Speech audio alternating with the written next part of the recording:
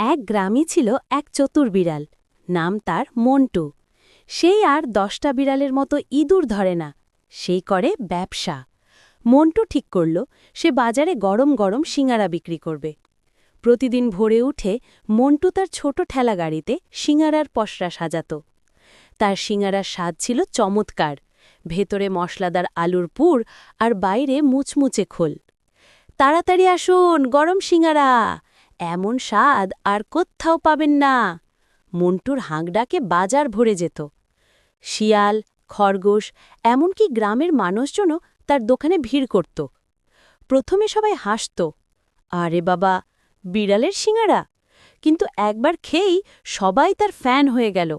মন্টু বিড়াল শুধু সিঙাড়া বিক্রি করে না, সে হাসি আর আনন্দও বিক্রি করত। খুব দ্রুতই মন্টু বাজারের সেরা সিঙাড়াওয়ালা হিসেবে পরিচিত হল।